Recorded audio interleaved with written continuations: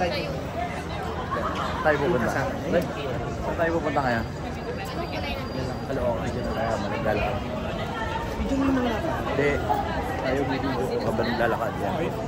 Kamat si Bus. Siyempre, lalakad kami sa London. Lakad lang.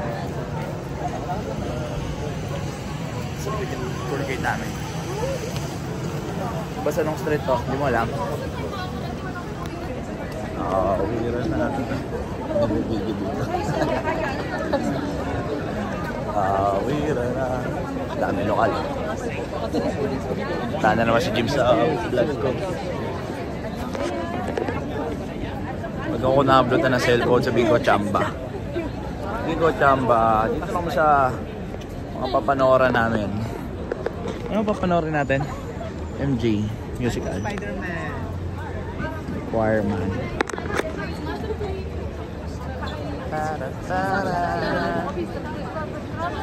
Ano po, Batangas, dalawang Batangas. Hi, you're local here? Hi!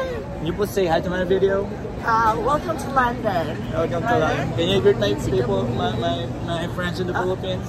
Well, I believe in dreams. Thank you very much. Thank you. Ooh, souvenir. Nakita ka nang bibilin, Gab?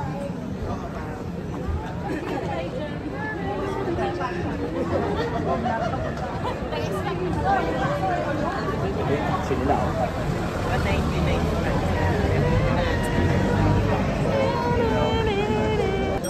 I'm with a tour guide, Katarina. She doesn't know where to go. Me neither. Hello.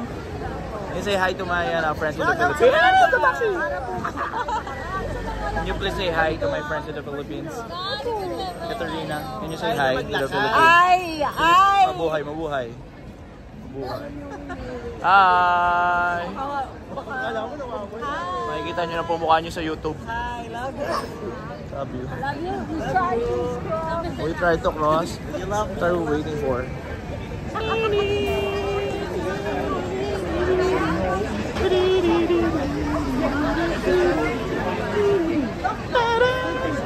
Nakita nyo na ang mukha niya.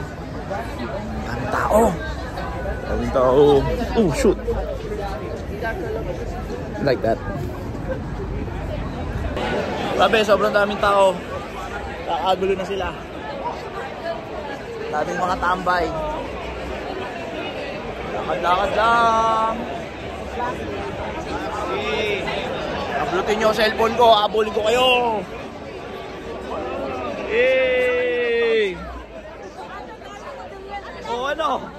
Where are we going? Aren't we allowed to cross? Before that, can you greet my friends in the Philippines? Hi! Hello everyone! I hope you're doing fine. Mabuhay. Mabuhay, Pilipinas! What's your nationality, sir? I'm Brazilian. Brazilian? Oh, ayaw ko tayo mga... Oo, diba? Galing. Michael Jackson! Ay, sigita pala ako. Sorry guys. I am very very sorry. Siyempre nagbablog ako eh. Taas.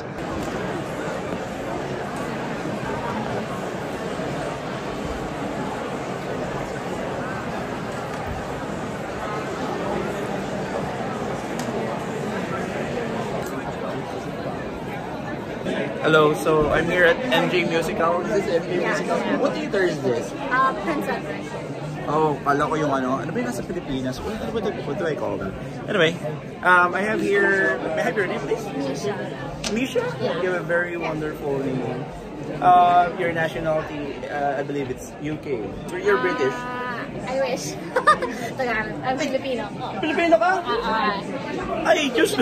Pilipino, naghihirap pa ako mag-English dito. Ang hirap wala subtitle. Papabati ko sana yung nasa Pilipinas eh. Nosebleed dito talaga eh. Galing. So dito siya nag-work. Galing mo, may Pilipino. Yeah! Eme. Misha, what's your thank you. Say hi to your fellow Filipinos. Hi po. Mabuhay. Sabi mabuhay. Ingat.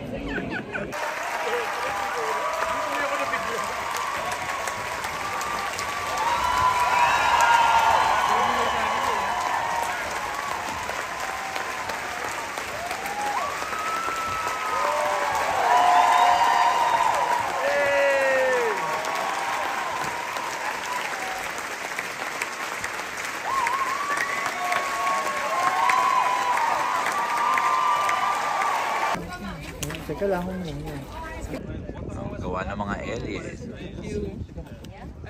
Okay, I'm here with the guys. They will explain us the quick summarization.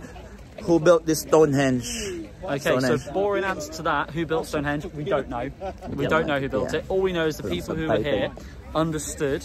If you look over there, I'm not sure if you can point it out. Do you want to do it with your camera? See the stone that sits by itself? That's the heel stone. That marks the summer solstice, which is on the 21st of June every single year. The sun rises behind that stone. And essentially, on the winter solstice, the sun sets on the opposite line of that. So down that way it sets. So they understood the circular nature of time, which is really important to farmers, and farmers who are here therefore knew, okay, when do I plant my crops? When do I harvest them? How do I get through the year? So this Stonehenge itself is basically a giant calendar that was built up over about 500 years, maybe even 1,000, including the planning. By the aliens? They knew where they were going throughout the year. Would we like to continue? Sure. And if you want to get magical with it, in the Middle Ages, they believed Merlin did it. A giant sorcerer, they believed, used a bit of levitation magic to help move these stones so they could be transported, and that he wanted these stones in particular because they had healing powers. Oh. Now, sounds crazy, right? Yeah. Sounds too good to be I thought true. there were aliens. There could be a little bit of truth. Okay. Those were stones, the rumors. the blue stones, people say they have healing powers. That's these little stones here. People used to chip away little pieces of them to make healing necklaces, and people used to come from all over Europe to try and be healed. So maybe there's a magic to this place. Find out for yourself. Come visit Stonehenge. Yun pala yun, guys. Thank you so much, guys. Your name again, sorry? Andrew. Andrew and Johnny. Johnny. I'm with Andrew and Johnny. Can you say hi to the Hi, guys. fellow friends in the Philippines? We love the Philippines, and we would love to come and visit sometime. We need some more cash to visit though. Please donate. Philippines love you too. Bye-bye. Thank you. Uy, Stonehenge yata yan. Stonehenge.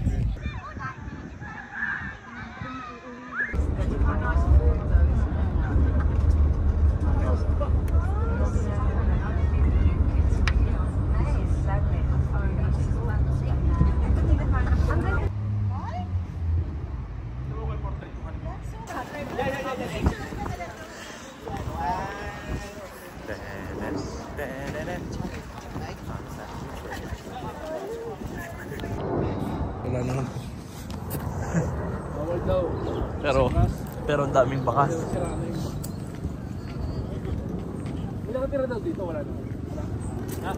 Hindi nandito yata yung hari o yung reyna. Di ba? Dito ba nakatira yung hari? Oo. O yung reyna, parehas. Pero Si Harry kasi, disowned na siya eh. O si Charles.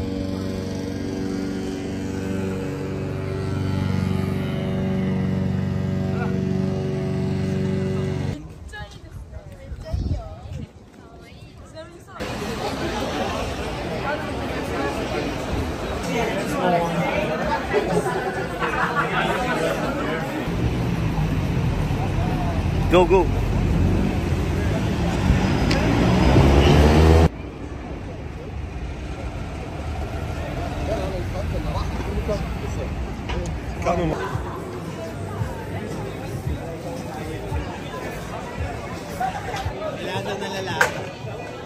Lalakad-lakad lang kami.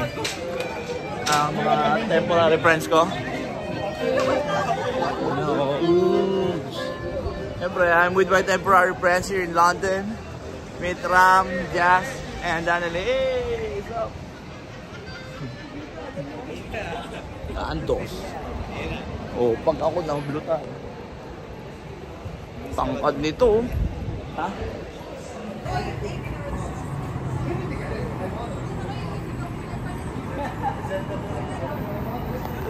Oh, ano? Ano? Oh, namamagal na pa mo. Okay, boots pa. Siyempre, papakita ko rin mukha ko dito. Bibili kami sa Uniqlo. Kaso sarado na. Basta lang. Wala pa kami pictures sa phone. Ganda ng mga tulugan nila. Oh. Tabi na lang kaya ako dyan. Oo, doon na yung video. Sige, doon ako. Higa ako doon ah.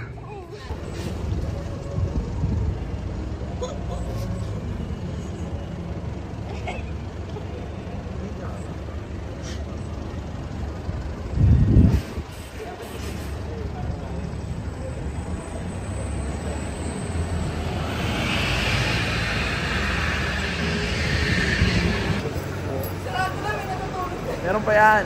Post pa yan. Yan na. Ay, sarado na yung Marks and Spencer.